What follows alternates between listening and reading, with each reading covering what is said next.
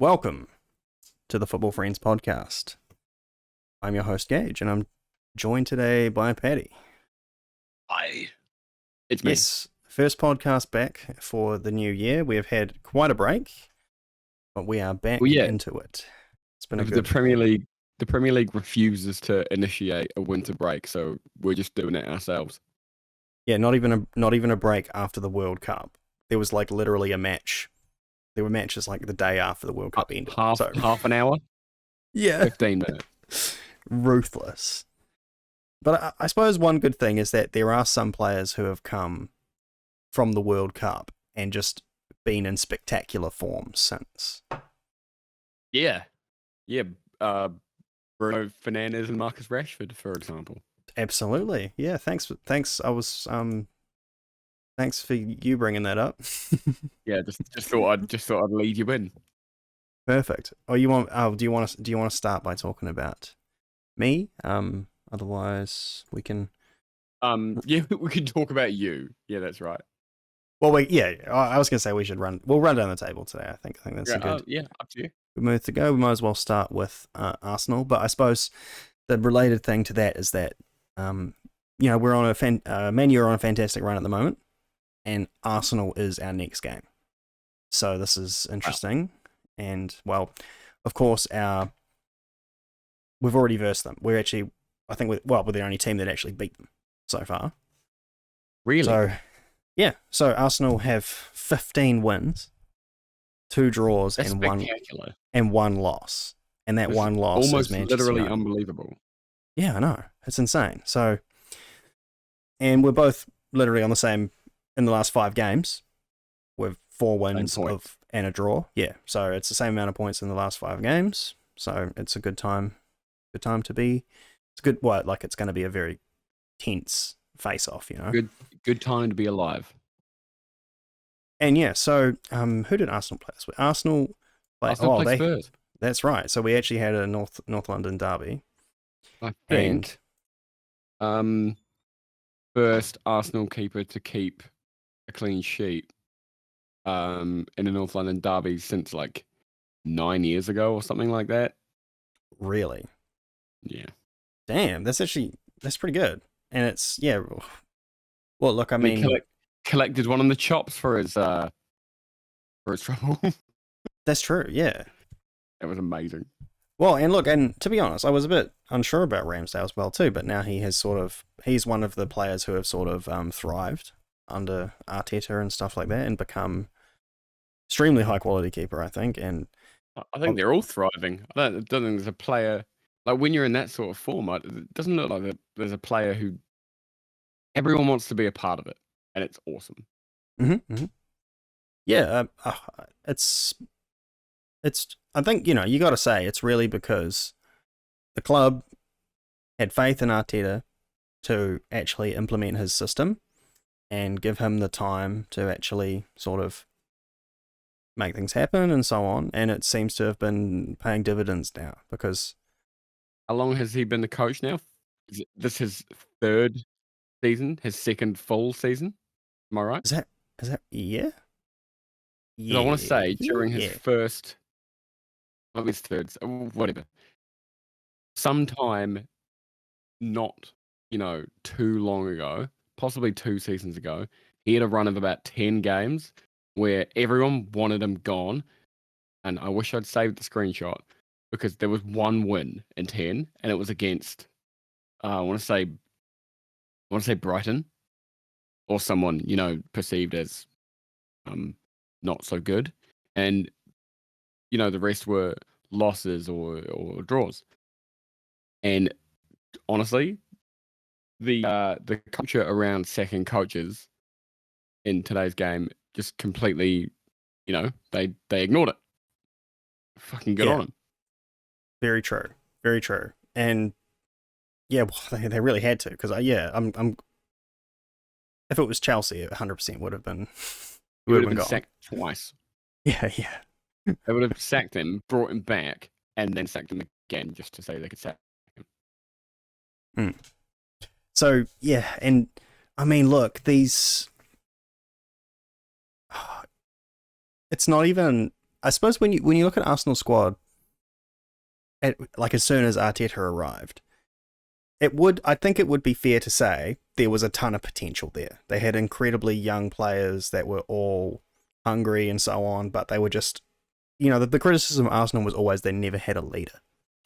And I think we all kind of thought it was they needed a leader on the pitch, but maybe they needed a leader on the sideline, that it seems like Arteta has become that leader that the squad needs. Well, yeah, I mean, you need both, and certainly having Arteta. I think Arteta was a leader on the pitch as well, and now he's clearly brought the attitude to the club, and it pays the like even. So it was after the game, and Granit Xhaka was going to. I don't know what he was going to do. He was going to do something silly. He was going to do something well in the wheelhouse of Mr. Granit Xhaka. And you see Arteta sprinting across the pitch to just go and give him a hug and stop him from, get a 2-year ban. Right. Well, look. I mean, that's a great example of his influence, because Granit Xhaka, exactly like before he was there, everyone thought that he was done, because he had that indiscretion with the fans where he like insulted the fans and so on, and everyone thought his Arsenal career was completely over. And he just sort of put his head down, and Arteta told him, like, look, if you want to, you can be a big part of this club. You just need to fucking sort your shit out.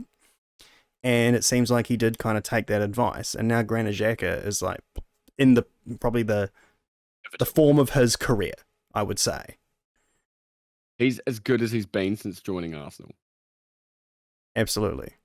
So I reckon he's even better than he was when he was at Mönchengladbach and so on.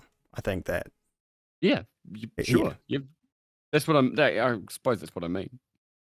Yeah, he's it's totally peaked. He's at his peak. So, and then got guys like Odegaard smashing and what a goal!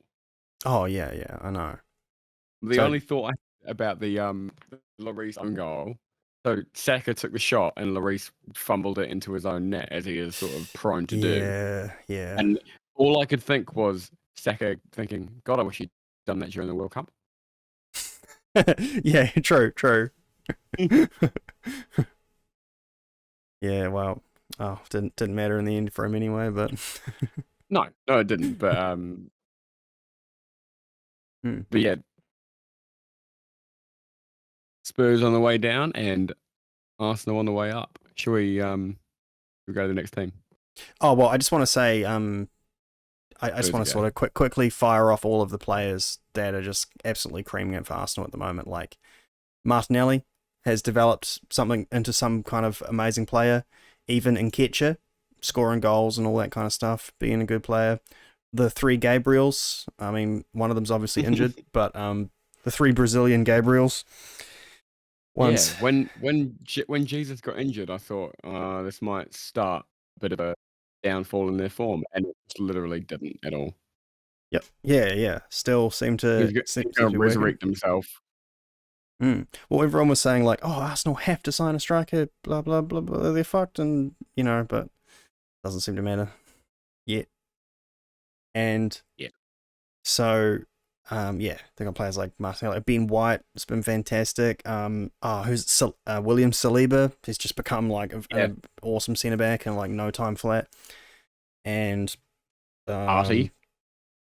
Thomas Party, dude, literally any absolute rock. Name any Arsenal player. Literally, they're all having the fucking time of their lives.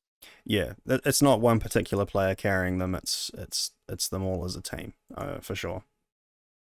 And yep, Spank Spurs. Oh yeah, and obviously Bukayo Saka, of course. Great player, and will continue to be a great player, I think.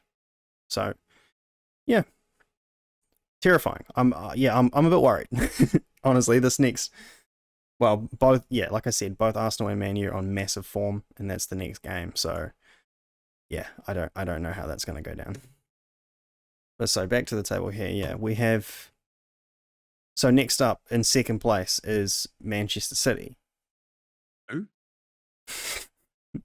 I don't know. One of the Manchesters. But I mean, that's the thing. Um, So that was the Manchester match. Blue. So yeah, the match we actually had the Manchester derby in this match week, So we can and kind of cover both at once. yeah, and we have I mean, both on 39 points is interesting. Could have Yeah. Man U could have pulled ahead today if they hadn't have conceded that last minute goal to 89th Crystal Palace. minute goal. Yeah.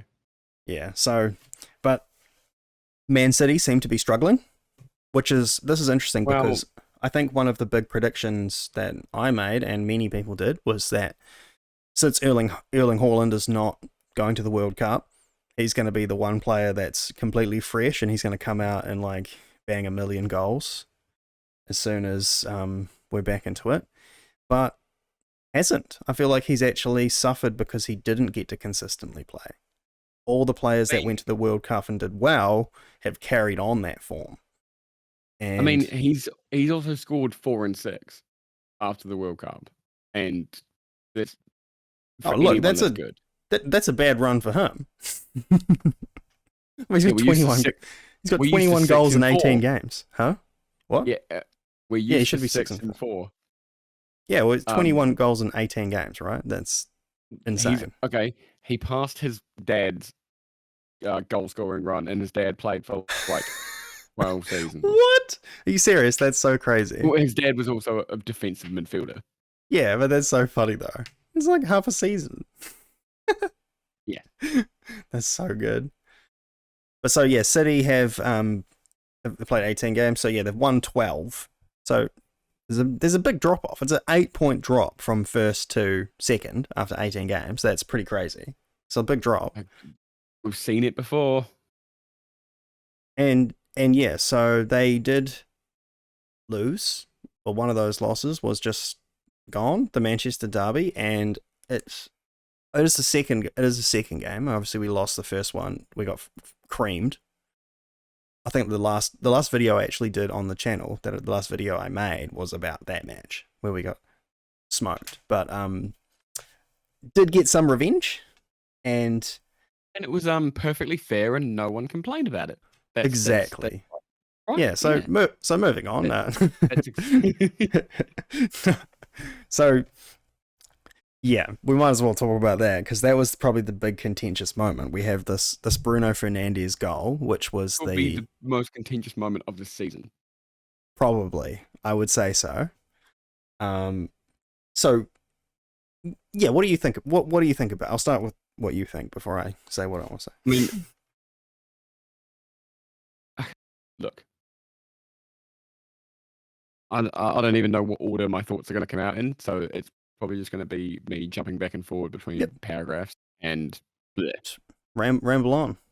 The rule used to be at some point, even if say the action was happening on the left wing position and you were offside in the right wing position, you're offside, and it is offside, and fuck you.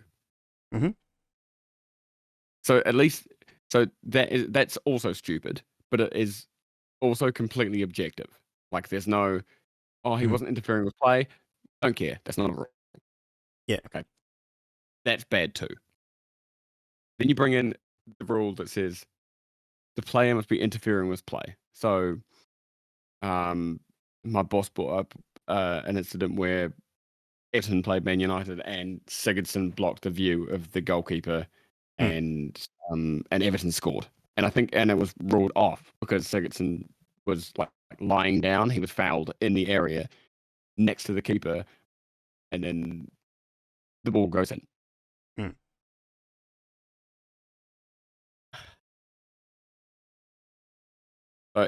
Is he interfering with play in that situation?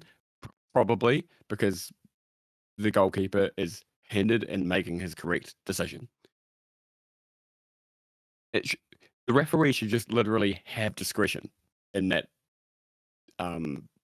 instance to go, it's too silly to award a goal.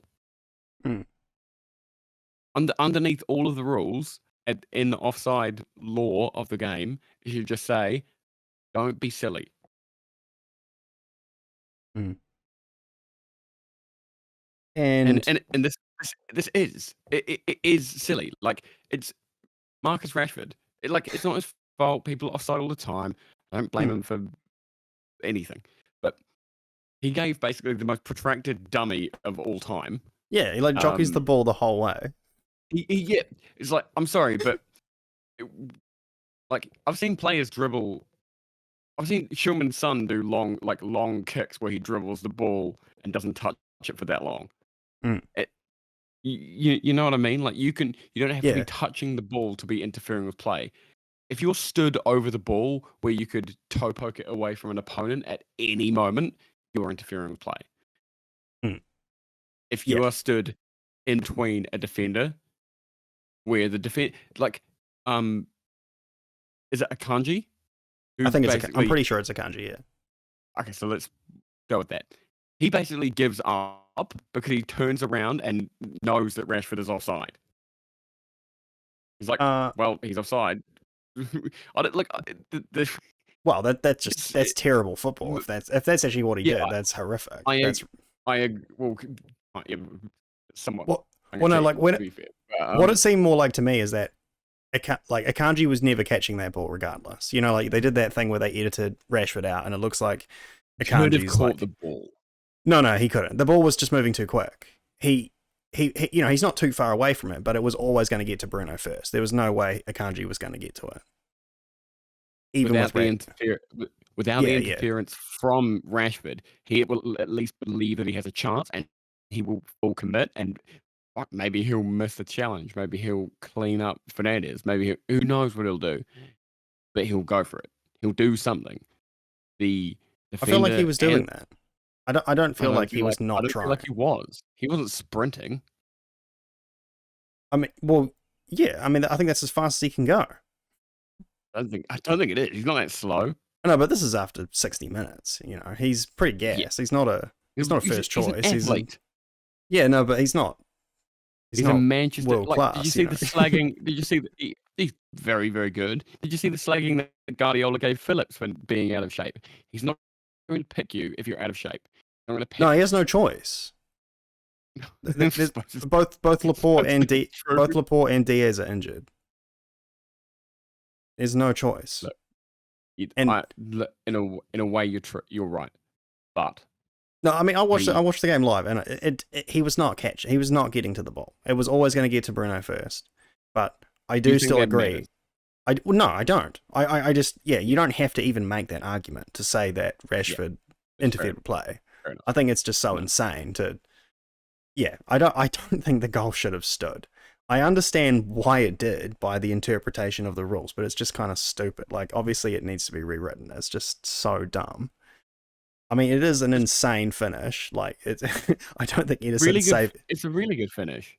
Because you can talk about Edison's positioning, right? He has to be positioned to. Decision of where he is positioned is impacted and by what Rashford does. If what happens on the pitch impacts a goal, then, or rather, if what happens by the offside player, moving around, impacts a goal, they've interfered. Yeah, I know it should have been. It should have been interfered. I just don't understand. It's just obviously I'm not.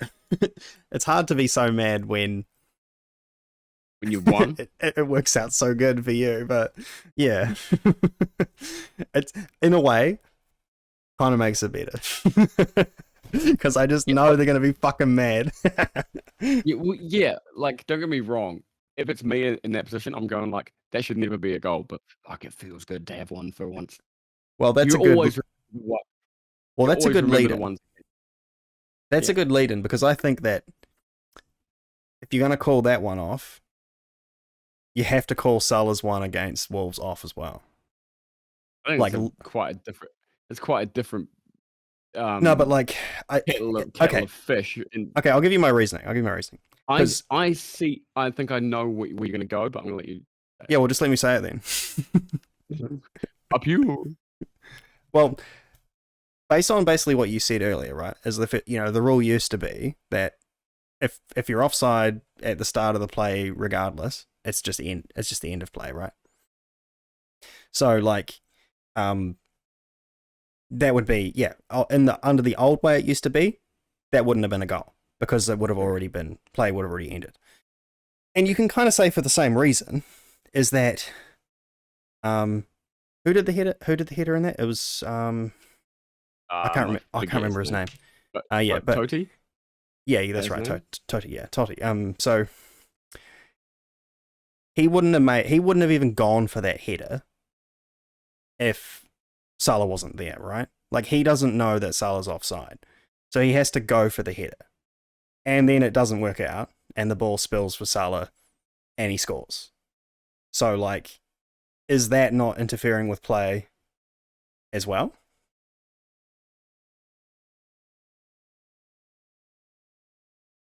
I think it's far less obvious. Well, we're not talking about what's obvious. I'm not talking about, like, was the right decision made? I'm talking about should. I think, given that there's another element here, which is that he played the ball backwards. He made a header backwards to the goalkeeper, and the goalkeeper wasn't nearly close enough to receive it. No, he wasn't trying to hit it backwards. He was trying to hit it forwards. It wasn't an intentional back pass by any means. I would not give you that one. It was not. There's no way that was an intentional back pass. But he intentionally played the ball. He intentionally played the ball, but it wasn't an intentional back pass. So it wasn't a deflection. It wasn't it hit him. He hit the ball. He meant to play it. But the only thing is he only headed it because Salah's there, and if he doesn't hit it, the ball goes straight to Salah and he scores anyway. He doesn't know. He's not. We don't have to. We can't expect him to know Salah's offside. It's not the way you play. It's not, you have to act like he is. You have to act like he's onside. Yeah. And so I think, but all I'm saying is that it feels like I hear it. Both of these cases are evidence for the way the rule is written is bullshit, because there's an element of doubt in both of those situations. And it does seem kind of unfair that you force this, like, what in that scenario, the pass is supposed to go to Salah. You could just end play there. And then, because when the pass started, the player's offside, and I would actually be fine with that. Me too. But it's and then this, like, they're making it more complicated than it is. They're saying, oh, well, the play begins again because he hits the ball. It's like, yes. Well, shouldn't it be like an advantage? It should be like, if Salah's offside, you get advantage. And so basically the way advantage works is that if he had advantage and you fuck up the header and it goes to the opposition, you didn't get an advantage. Yeah, no advantage. Like, it's like, I don't know, advantage played, and then you fall over, and then the goalkeeper just picks up the ball, and then it's like, play on from the goalkeeper. It's like, well, what advantage should I win? Yeah, exactly. Yeah. So, yeah. Contentious. Yep, I think that one's far more difficult than the Rashford one, but it's... Oh, I'd agree that one's much more obvious, yeah. But I agree it should not have been a goal. Mm-hmm. Yep. And if you're offside and you're running next to the ball, you're interfering with play. 1,000,000%. It should only be when you're like you said, on the other side of the pitch and you're not even fucking near the ball. It's so stupid. I can't believe that. So dumb. And while we're at it, it shouldn't be the like okay, so if the back of your foot, so say you're Mo Salah running towards the goal, the back of the foot should have to be daylight between the back of the defender's foot to be offside. Yes. So a clear separation. Yes, a clear separation. So no, like, you're offside by a toenail. And then if it's like, well, the back of his boot is level, then you can call it on offside.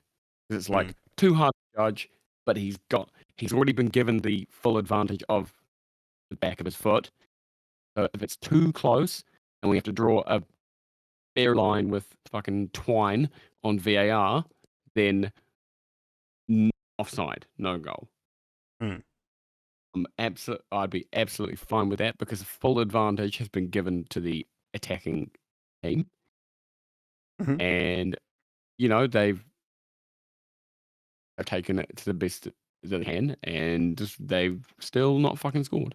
They still can't keep behind a foot, Mm. Mm. hypothetically. Yeah. So yeah, I actually agree. So like the correct rule was used, Mm. but the rule is stupid. Like at the Yeah, yeah, yeah, again, great. Exactly agree. Exactly agree. the fifth clause or whatever number clause after all of the offside rules should just be don't give goals if they're stupid. Yeah, that's true. Well, that's the thing. That wasn't even the most contentious decision in that Oh game. god. So the other one basically went in reverse. Like the player was offside for a ball that got headed away. The Wolves player was offside for and then the play restarted. Like they Liverpool defended it, then the ball came back in and got shot by another player and then deflected by another player, and then suddenly it was a goal. It's like, okay, that's a goal. Yeah. I was offside 5 kicks ago. Well, he wasn't even off. The one that they Well, actually say it was, he's not actually even offside. But at least he's but at least he's close. it is close, but because it took ages. Like all of the footage was like buried basically, and it wasn't until Wolves released their tactical camera footage. He's not even offside at all, which is so crazy that it got overruled. I just don't understand. So bizarre. That should have been the Wolves win, and then you guys have won today. Another one was VAR. Yeah, lol. Another one was VAR. If it takes more than 45 seconds, on-field decision rules. You get 40. No, but seconds. No, but the on-field decision was no goal. I'm pretty sure. Was it? I can't remember now. I thought the on-field decision was goal. I thought he put the flag up after the goal though. Okay, then it would be no goal. But honestly, I don't care. I don't want 3 minutes of the game to go to VAR. Well, if it's the crucial winning goal, it kind of does matter. But yeah. Anyway, that'd be amazing. That'd be absolutely amazing. 46 seconds, and then we find out. Oh fuck, he did it wrong. Yeah. So Manchester City. What? No. Well, we're 30 minutes and we've discussed 3 things. We can't do. No, we've covered all the important things. I think that was the main thing. Is this match was a big match of the week, I would say. Yeah, like we said, the most contentious point of the season. But so very happy to win. I felt like we did win it. Even if that goal was dodge, I felt like we kind of deserved to win this game. We played real good, and full credit, man. I think that was we're having an insane run as well. I think at the moment we've been undefeated in a tremendous amount of games, and Rashford had scored in 8 in a row or something. And I think it's 8 home games in a row, and I think it's the longest home goal scoring streak since like the 50s. No. He was one off from beating the record, which was Van Nistelrooy. So he would have, if Rashford had scored today, it was a away match. No, I think what is it then? I think it was just at home. It was just home games. Whatever stat I saw, it was just home game. Yeah. Okay, maybe that's what it is. I think he's one off from matching Van Nistelrooy, who did 9 home goals in a row. Well, maybe that is it. Oh well, look. Either way, he's scored some goals. He's done very nicely. On beautiful, fantastic form. Love to see it. Good, really good player. And I think he's kind of relishing. He's kind of like the main man now. Like he's actually like. A lot of people were saying that he was in sort of Ronaldo's shadow a bit, and now he's able to flourish again, and possibly maybe he hated him, and he's just really happy. Mm-hmm. Yeah, could be. Well, he earned his spot back in the England team as well, and that probably obviously after having such a big low, he's probably feeling like way more confident again. Obviously, so makes a big difference. And yeah, To be very, fair, very, Ronaldo was never going to take his spot in the England team. yeah, that's true. But, but yeah, great to see it. Love the player, man. Been amazing. And then, like you said, Bruno's been fantastic too. And then, Garnacho, fantastic in that game too. He set up the winning goal for Rashford, and that was awesome. Great goal, well taken, deserved to win. I felt like that was awesome to see. Ten Hag has proved, as far as I'm concerned, I feel like Ten Hag's proved himself pretty good. He has a better Really. starting record So than far. basically anyone, I think, in the Premier League. So that's currently employed. Yep. So like it's Yep. better than Pep and Klopp and everyone like that. So that's good. Very happy about that. And everyone's buying into his philosophy. The pressing is unbelievable. That's the key. That's one of the key things, man. Whatever your philosophy is, you need your players to just go, "Yep, I'm down." Mhm. Even if it's defensive, if it's counter-attacking, if it's gegenpress, if it's whatever. Mhm. Well, it's You need your showing up to meetings on time. You heard Yep. about that one, right? Rashford got benched Yeah. because he was late to a meeting. So, but Dude, if took that's it what like a your champ. rule is, if that's what your rule Mhm. is and you stick to it, your player will actually respect you more rather than Exactly. going, Yeah. "Oh, well, it was Ronaldo's and he showed Oh. up 3 minutes late, but I can't bench Ronaldo." It's like, fuck you. Exactly. That was the problem, I think. That was a big Yeah. problem. And yeah, so good. That was awesome to see. That was a really good moment. It was a good time, good match to watch. I've really fucking enjoyed that.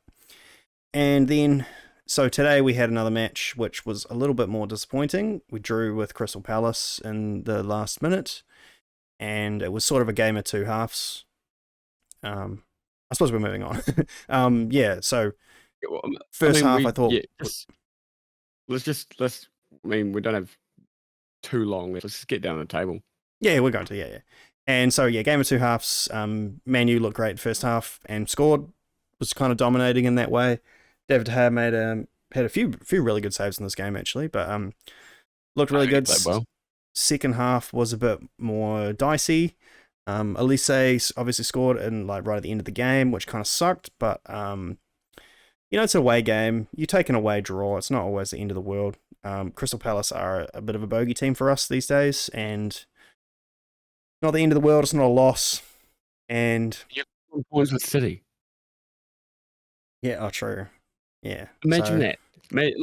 Like you get told at the start of the season, halfway through the season, you will be level on points with Manchester City. Take it or not. Yeah, fuck yeah, I know. Absolutely, yeah. So we've actually been so stunning since returning from the World Cup. And I think we won every game until now. So that's pretty good. And yeah, tremendous form. I think Eriksen's been fantastic. Casemiro's been fucking unbelievable. And unfortunately, he did get a yellow card, so he's going to miss our next game against Arsenal, which kind of sucks. That was 5 yellow cards. Did you actually know that the rule is you have to get 5 yellow cards in the first 19 games, and then you miss a match. Yes. But if you get past that, then it's 10. You don't miss a match until you get 10. But I think you miss 2 matches if you get 10. If that's no, I think it's only one. Okay, But you wouldn't. Maybe the rule has changed since I became aware. Yeah, I think it has. But so if you were to get your 5th yellow card in game week 20, you don't serve a ban. Nothing happens. Yeah.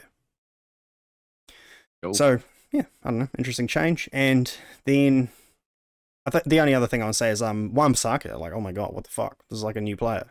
At centre half. Been unbelievable. It's insane. I don't know. It's just crazy. Just been awesome. I feel like that's amazing. It's what everyone wanted to see, I guess. And he made some incredible tackles in this game. He's always been a good defender, bro. Absolutely, yeah. So, and now he's able to go forward a bit and getting crosses in the box and getting assists, and yeah, so awesome. Good to see. But so yeah, okay, that's all we need to say. Moving on, next up we have Newcastle. Now, holy shit, Newcastle! What a team, man! I can't believe it. They just keep doing good. It's almost like God is actually on their side. It's almost like spending tons of money actually helps. Yeah. Well, the thing is, have they Have they actually? I mean, like they've Fuck yeah, they spent tons of money. they've spent more than what they normally do, but they haven't spent like they haven't spent 100 mil on a striker from the Ukraine. Well, Alexander Isak was a lot. Wasn't he like He's their record signing, right? 70 something. 75 mil or something? Yeah. Well, but they've spent. Who They else have have they spent a signed? ton. Who else have they signed? Which is like a notable amount of money. Do you want me to look it up? They've signed a few. Yeah, they've signed a few players, but they haven't signed like anyone for crazy money, right? I'm pretty sure they spent over 200 mil. Well, they signed Sven Botman. He was a wee bit. So, okay, here we go. Alexander Isak was 70 mil. Sven Botman was 37. Matt Target was 17.5. Nick Pope was 11. Okay, so that's not that's like 120 or something. And the rest were like frees and loans and nonsense. Well, there's a lot of loans and things, but they had they spent quite a bit in January as well last time, right? So yeah, how far are we going back? Once they got the money. Okay, well, look, no doubt they've spent some money. Well, then there's so Trippier 14, Dan Burn 15, Joe Willock 30, 30 for Chris Wood, and 42 for Bruno. 30 for Chris Wood. That's crazy, yeah. For about 3 goals. So I mean, so since then it was like 120. So it's 190, 220, 250. They've spent 250 since the $250 million buyout. Yeah. Jesus Christ. Yeah, you're right. But anyway, so I'll tell you my theory anyway. This is my theory, right? Because we're going to talk about Chelsea soon too, and about how to spend money badly. So, spending you can't buy a title, right? But you can buy a Champions League place. That's kind of my theory, right? So, spending money can get you from, bottom to mid-table to being like a contender, but it can't win you the title because it didn't. Like with City, they had money, but it wasn't until they had Pep and all sorts of other things like that too, like a good coach, good coaching staff, a good manager, and all those other things that they could actually win. And since Chelsea, so that's why a team like Chelsea, no matter how much they spend, they can't buy a title. It's only when everything else is in place too. No matter how much they spend, they're already a top team. It's not going to buy them the title. It can't put them into that winning position. Does that make sense? Yes, exactly. Yes. Yeah. Chelsea's title came under Jose Mourinho. There you go. Yeah. And he Mancini, which won gold. So, well, he won. They won with Conte as well, right? Chelsea? Yeah. No way.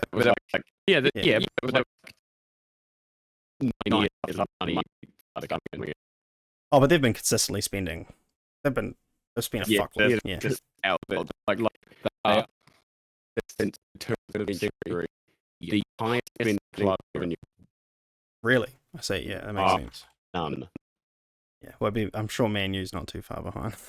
Man U is the top 5. Probably. Oh no, that's not what I want. What transfers? Yeah. So, yeah. I mean, look, that's Newcastle has shown us like how to spend money. They have a good coach. Eddie Howe's awesome, and finally has because before he was with Bournemouth and stuff, and he had the right ideas. He just didn't have the players to actually do it. And now that he's money, you need some money. Yeah, exactly. And wins and proving their playing stuff. Mm-hmm. Yeah. So, but look, that's how you do it. I mean, I like Newcastle, awesome. honestly, they made a lot of. They didn't just blow their money on randoms too. I mean, maybe you can say Alexander Isak was a bit of a flop. I mean, I know he scored in this match, but until there, he's not done. yeah. I mean, he's got a ton of potential, but other than that, every other player they bought was like immediately an impact. I would just say he hasn't been an immediate impact. Move you out the Oh yeah, that's unbelievable. I know, that's crazy how he saw that. And Pope. Like I think Pope was one of their best signings ever. He's just been yeah. So and Trippier as well too. It was just like, oh look, we know he's good enough. It's like, why is anyone dragging their feet on Trippier? We'll fucking take him, and they've gotten the most out of him 100%. Yeah. So yeah, Newcastle, man, doing good. It's kind of good to see that. You know, obviously this is already the most competitive league, and it could keeps getting broken up by a young team who hit a shot up. Yep. Even bring it. Yeah, true. They're not even that far behind, to be honest. No. Anyway, moving on. Well, yeah, we've got to get through a bit more now. We've got Spurs in 5th place. Somehow still in 5th place. Yeah, how the fuck? Oh, you guys are 9 and 10. That's so bad. But anyway, Spurs in 5th. 33 points. It's 5 points behind Newcastle. But man, they're on a bit of a rough run. So obviously they've lost to Arsenal and City's next. Yeah, it's not, and it's it's tomorrow. And, it's 9 o'clock tomorrow. That's awesome. I'll watch that one. They just I don't know what it is, man. They look so promising at the start of the season, and it just sort of didn't work out. I don't know. It sort of dragged a bit, and look, God loves God hates Spurs. And Conte is right.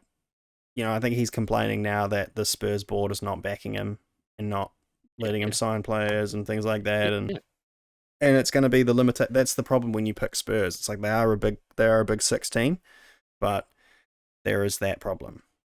And I mean, they're another. Spurs limit themselves by their own choice.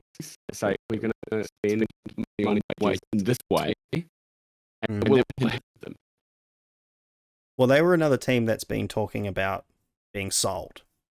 Oh, and Liverpool too, actually. But I suppose I missed. I didn't even talk about this about Man U. Is the sale is looking like it's going to happen. What's his name? What's his name? You know who I'm talking about? Yeah. What's his name? Radcliffe. Sir Jim Radcliffe. Yeah.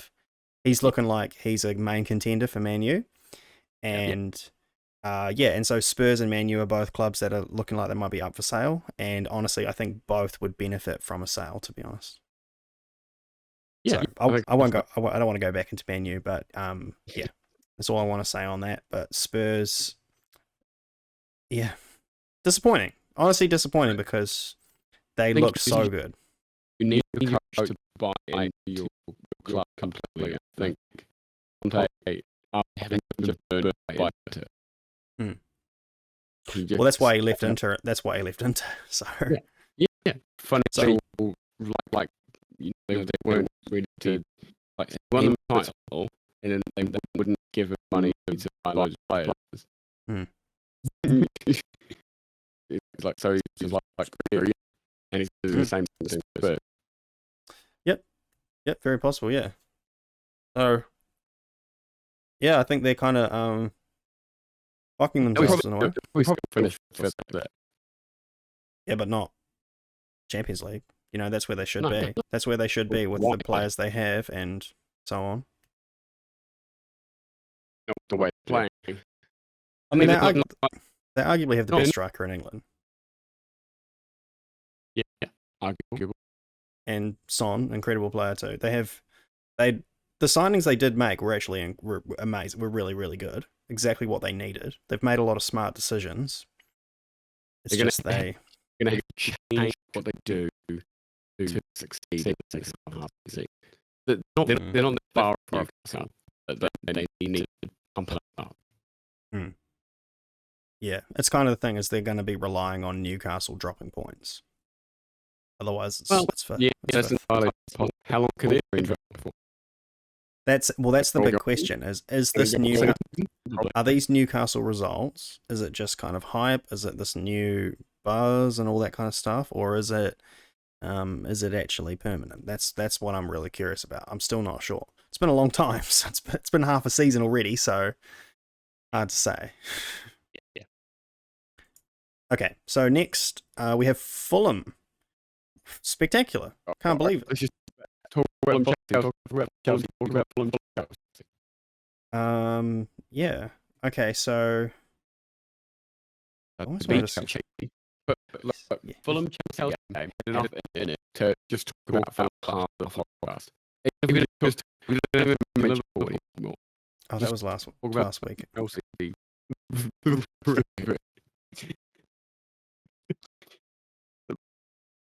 Oh, why is it? Joao Felix makes his debut, and he's awesome. Absolutely awesome. He's playing real good, right? Yeah. For the entire game. He nearly scores, hits the post, and yeah. Up goal, he's awesome. He's getting good. He's on fire. Playing good, yep. Then Willie scores for Fulham against Chelsea. That's the thing where he refuses to celebrate. Yeah. But all of the teammates like jump on him, like wiggle his arm around, like they're celebrating for him. Yeah. And like, I love it. Well, he even said in the pre-match that he wouldn't celebrate. I don't. First of all, I don't think that. Well, they asked him. Like, what are you going to say? Well, okay, fair enough.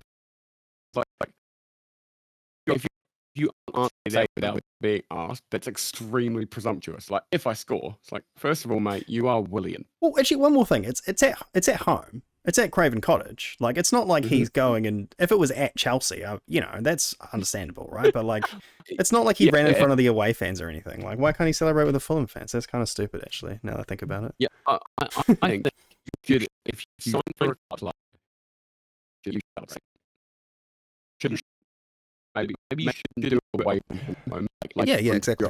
And pulling both middle fingers. Yeah. Well, he shouldn't run in front of the Chelsea away fans and celebrate there either, But, He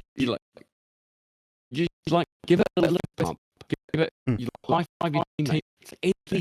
Just show you want to score. You want to score the goal. yeah. Did he want? Yeah, he did. And then Koulibaly scored one of those random goals that only crosses the line, man. So like, dirty, bro. Yeah. One of the dirty. And another goal. Yep, something he certainly learned from playing for Atletico Madrid for a few years. Oh, yes. Yeah, taught to him by Felipe himself. 2 foot, he's like 2 foots. Who was it? Who did he would take it off. Yeah, absolutely kill the player. And yeah, straight red card. I would have done that. Honestly, I've met fouls on a pitch. We know the referee is going to punish you. I would have started walking off. Yeah, it was. So that was hilarious because like I was saying before. So that was a $1 million red card essentially because he was a $10 million loan fee and he can play 20 games I suppose for Chelsea during this loan, and he's going to miss 2 matches. So no, it's not going to be. It'll only be one. He'll only miss 1 more match, right? I'd assume it's not going to be violent conduct or anything. I think if you get a play, can be right. So it could potentially be a $2 million red card, which is kind of funny, and that's not including wages as well. So pretty crazy, pretty unexpected, and so unnecessary. That's the funniest thing. It was just so unnecessary. Again, it's like the only playbook. It's like we check every ball and we come 100 the chat yelling, and he's like, okay, I'm gonna do that.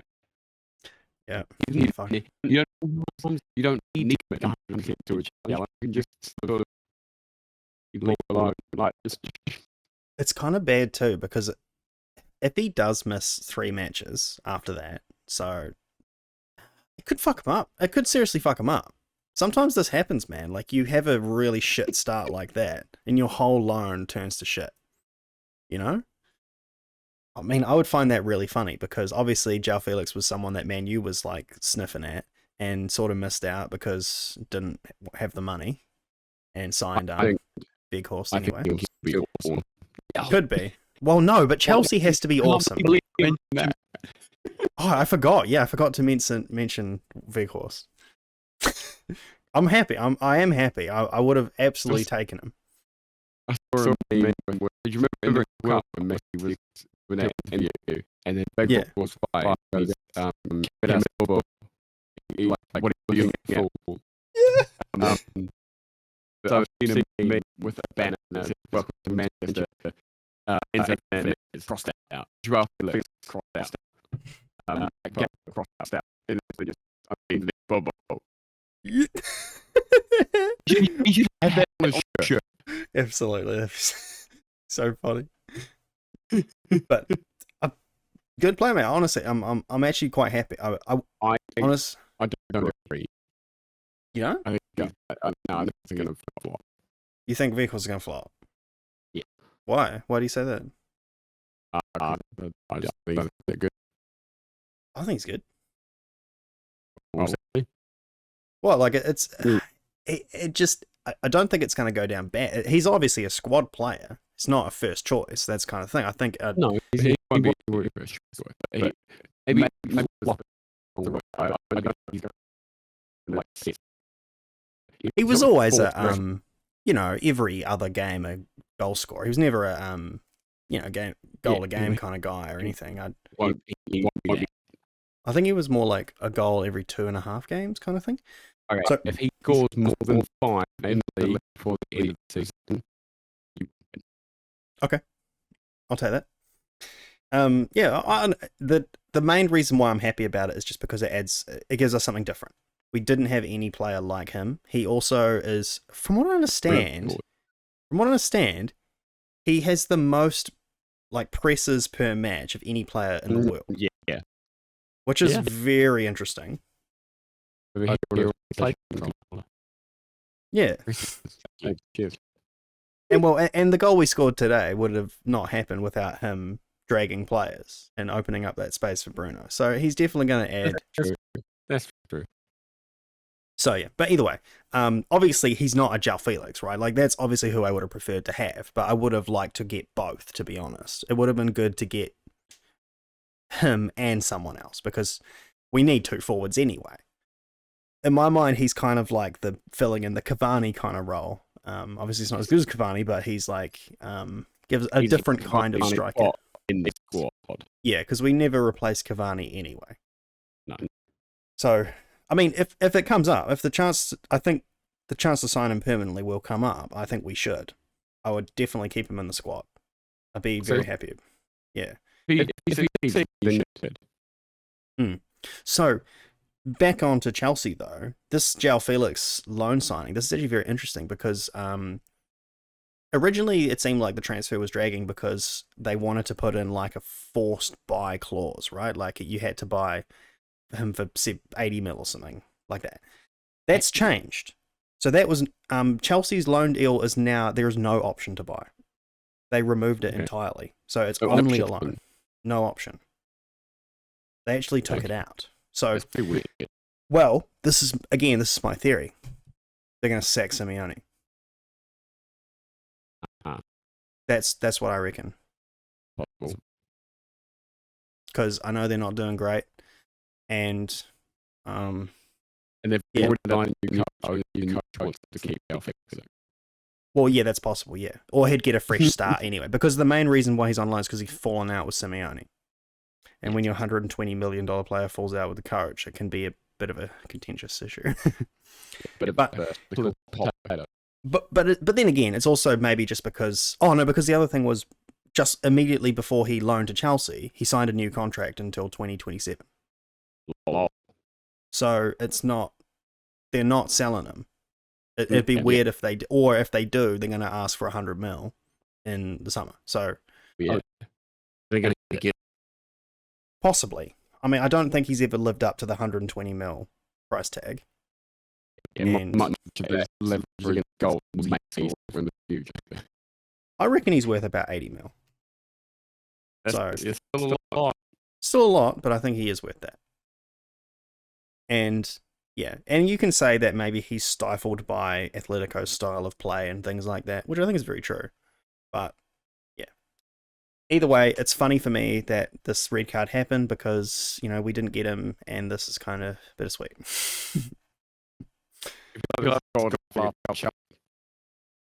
Well, I mean, he's been laughing at them for a little while. Like, Chelsea are having... We might as well talk about Chelsea now, because we've led into it. Is that Chelsea are having, like, fucking the worst time at the moment. And so many of their transfers have just turned to shit. Like, okay, so I'll show you the transfers they've made, right?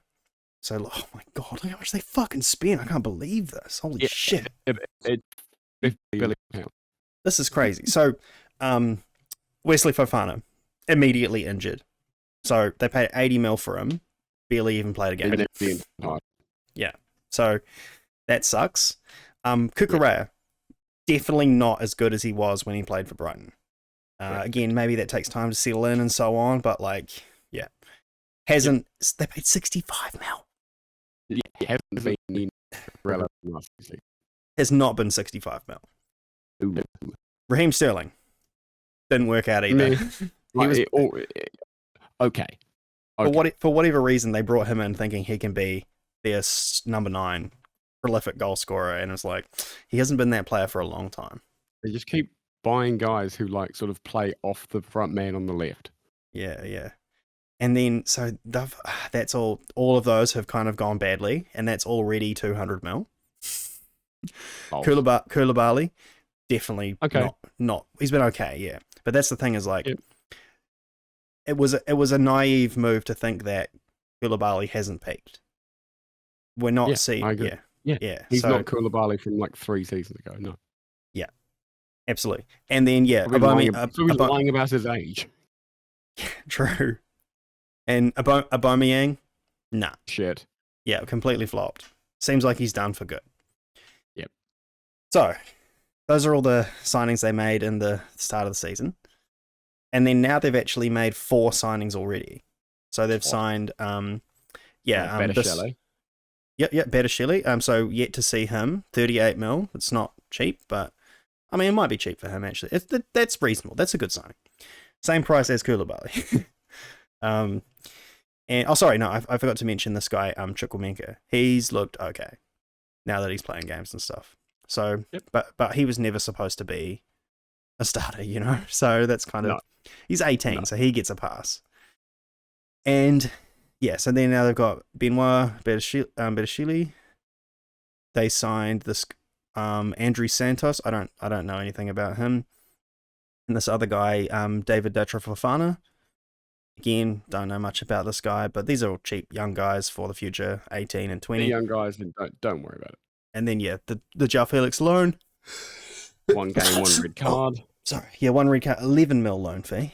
And then the big signing that they just did was this guy they snaked from Arsenal. They double the price Arsenal were willing to pay or something.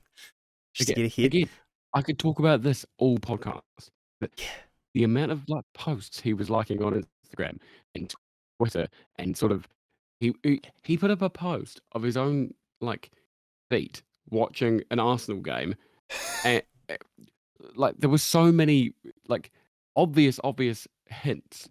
They weren't anything confirmed. It wasn't him in a kit. It wasn't anything. It was just obvious hint that he was going to Arsenal. Yeah, and then he just didn't. Yeah. Well, even the other day I spoke to a friend of the podcast, Innes, and he was like, "Yep, it's looking like this Mudryk deal's going to come in." So, but nope. At the last minute, it just completely left turn and has gone to Chelsea for it's a 70 mil up front, but I'm pretty sure the deal is over 100 mil. It's once all the add-ons are calculated and stuff. It's just that if I can't believe this hasn't been brought up. It's because if Chelsea pay more than a certain amount, they would have to pay it all up front and it'd break FFP. But if they do it like this, they can stagger it over a few seasons, and Yes, the amount that appears on their books is like it's less. Yeah, 50 mil. they must be so close to financial fair play anyway, because this is That must be right on the line. how much these people? Yeah, and another flop transfer, Graham Potter. Yeah, yeah. Honestly, he's had a horrific record. He's had a worse record than who's the other guy they had? Than Tuchel had at the start of the season. He's had a worse start than Tuchel, the guy they fired for him, and he's had two 3-match losing streaks in his Chelsea career already. That's not good. It's really so bad. But it's funny.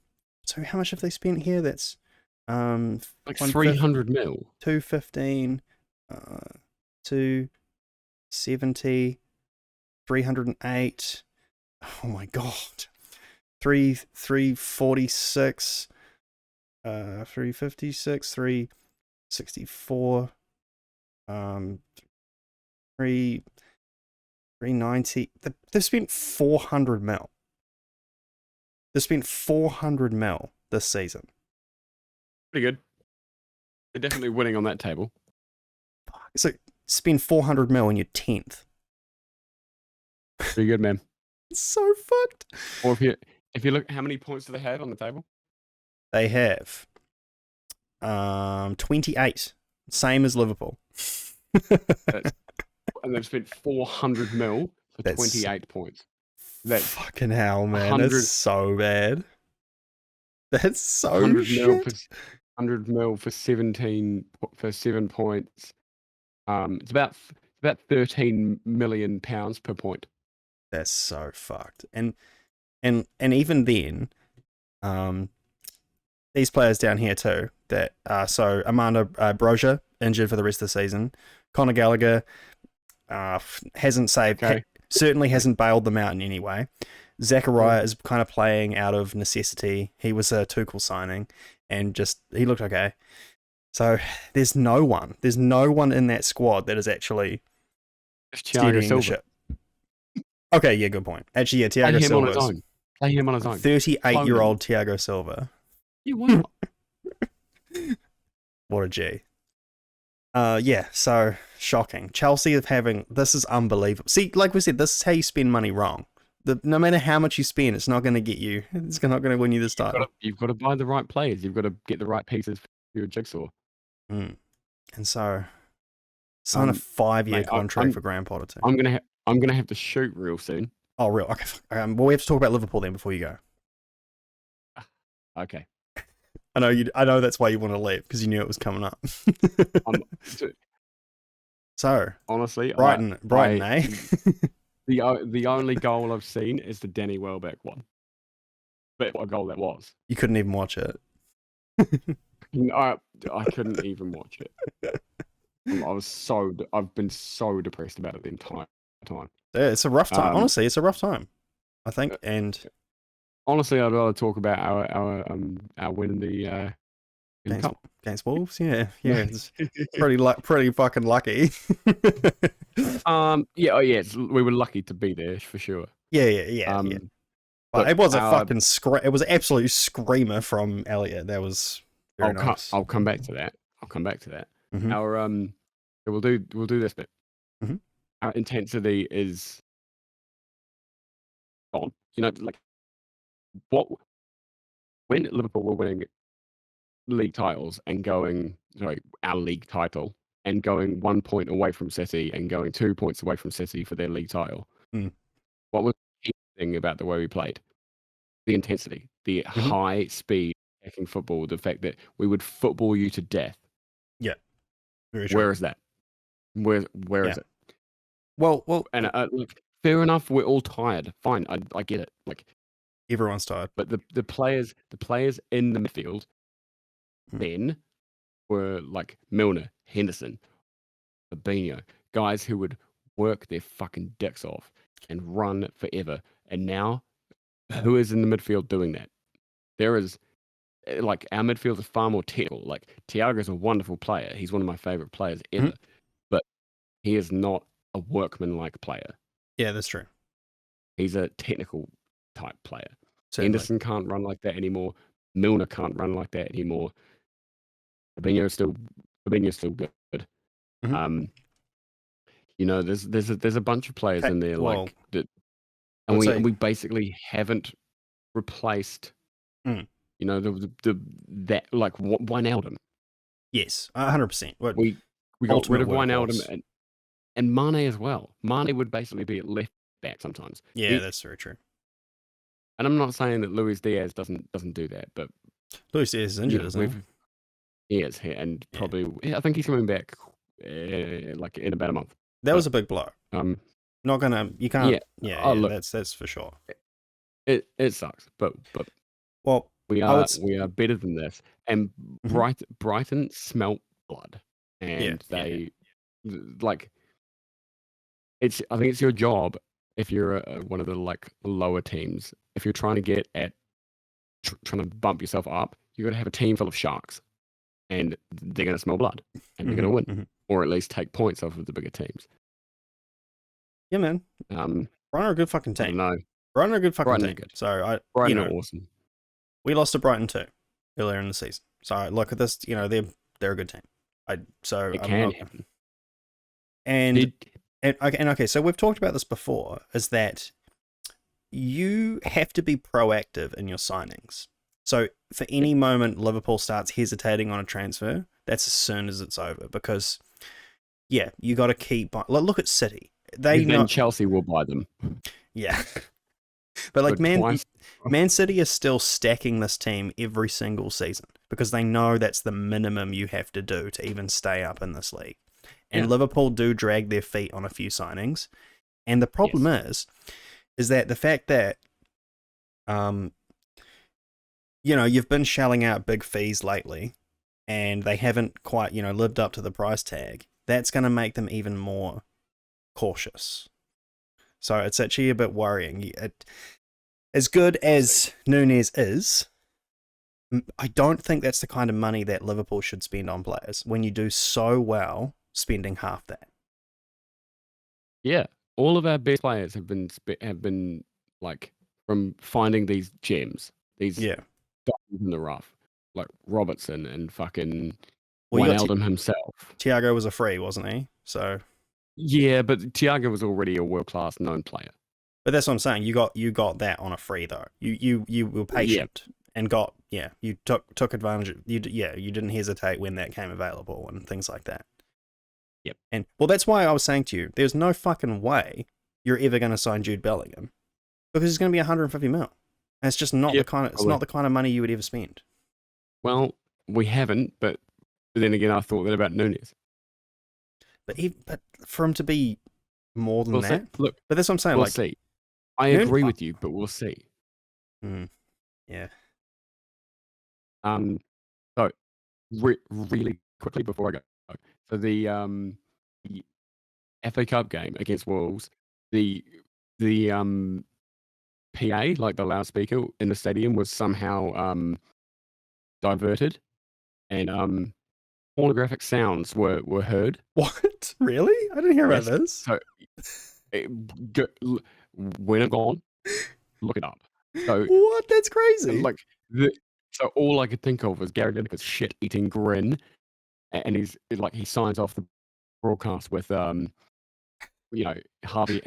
Elliott scored a screamer today, but that wasn't the only one we heard. Just absolute cheesing it on the grin. That's so funny. Oh my god, I didn't know about that. That's so good. You're gonna need to read up about this because it was hilarious. That's so funny. And I still have no idea how it happened, but it's amazing. Incredible. Oh my god. Okay, man. Okay. All right, you gotta go. I do have to go. Okay, great. Well, yeah, thanks. Good.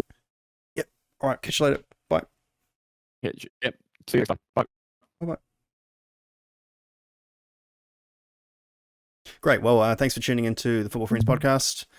I'm probably not going to finish going down the table here. We've already done an hour. I think we covered most of the interesting stuff. All the rest of the table. Just running down it real quick. Fulham, Brighton, and Brentford doing extremely well this season. And then Liverpool and Chelsea, 9 and 10. That's pretty crazy. Seeing that low down the table. they're going to have to sort it out. I mean, it's only 5 points to 5th, but still, the gaps are appearing. Villa, Crystal Palace, Forest, Leeds United. Leicester still down pretty low. Wolves have managed to scrape their way out of the relegation zone. And Bournemouth just outside. But then last hit 3, we have West Ham, Everton, and Southampton. That's rough. I almost think all 3 of these teams shouldn't be here. That's kind of crazy to me because, well, Southampton are pretty bad, but we all knew that. But wait, did Southampton beat Manchester City or something? I can't remember. But anyway, Everton looked. Well, we all predicted Everton would be relegated this season, but I felt like they had such a good start that it doesn't seem like they've had this bad of a season, but it looks like they have. They've lost. That's so shit, man. Look at all these losses. West Ham as well too. At least if West Ham go down, there'll be some cheap players. Give me a Declan Rice, but anyway, that's all we'll do for the podcast today with Paddy gone. So yeah, thanks for tuning in. Hopefully we'll be a bit more regular on the channel now that we are back making content. Hopefully I can start making some more stuff as well. And when I've moved house, I'm just gonna get my shit sorted out and then get back into it. But yeah, great. Thanks for tuning in. Like and subscribe to the podcast and see you next time. Cheers.